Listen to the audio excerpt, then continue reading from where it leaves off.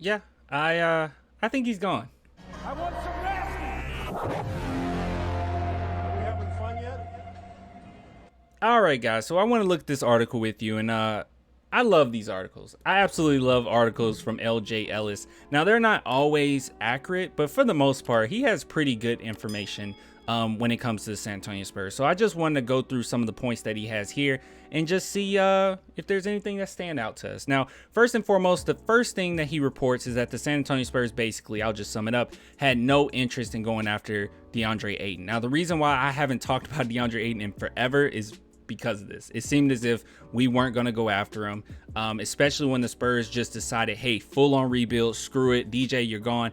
It makes no sense to go after DeAndre Ayton at that point. If you bring him in, it'll be the same issue. All he'll be is just a band-aid, and you'll kind of scrape into the play-in and have an average lottery pick. What's the point of that? So I really did believe that the San Antonio Spurs weren't going to go after him. Now, another player as well that it seems as if they're not necessarily going to go after is Colin Sexton. Now, earlier, obviously, like a few weeks ago, they did say that they were interested in Colin Sexton, but it seems as if that might not necessarily be the case. The Spurs aren't interested in any other players available in free agency. So I'm completely cool with that. Makes complete sense. Now, one thing that stands out to me is the Spurs may look to sign or otherwise acquire a player on a cheap contract, like their signing of Jang and their acquisition of Isaiah Roby. Now, that makes sense. I mean, this is kind of common sense. I feel like any of us kind of could have came to this conclusion, honestly. Like, it's not that big a deal.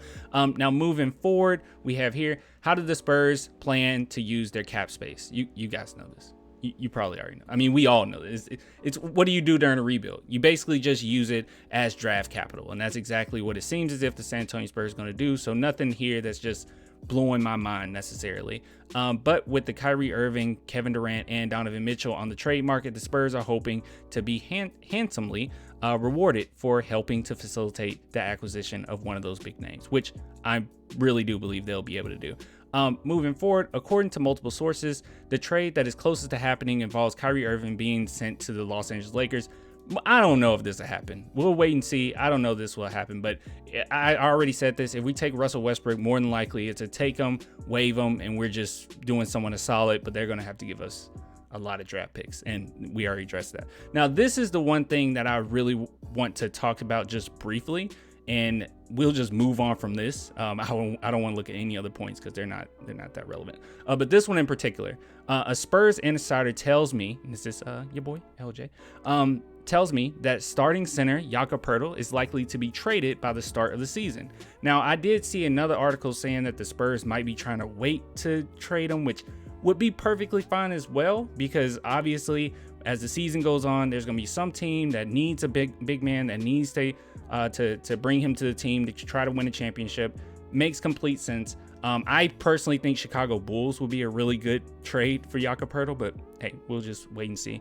Now that Aiden is back with the Suns, the market for Poeltl should begin to heat up. Josh Richardson is also actively being shopped by the Spurs and could find a new home sooner rather than later. And I also heard that not only Richardson, but also your boy McDermott could potentially be on the trade block. So we'll just wait and see. But these are just some of the things that's just coming out right now.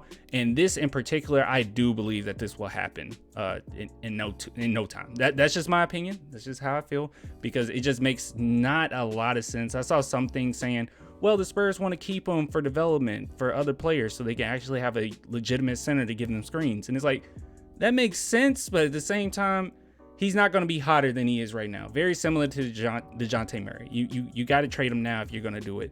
But that's just how I feel about it. But we'll wait and see. But yeah, just wanted to relay that information to you guys. If you want to support the channel, only $2 per month, Patreon and YouTube links below. Till next time, man.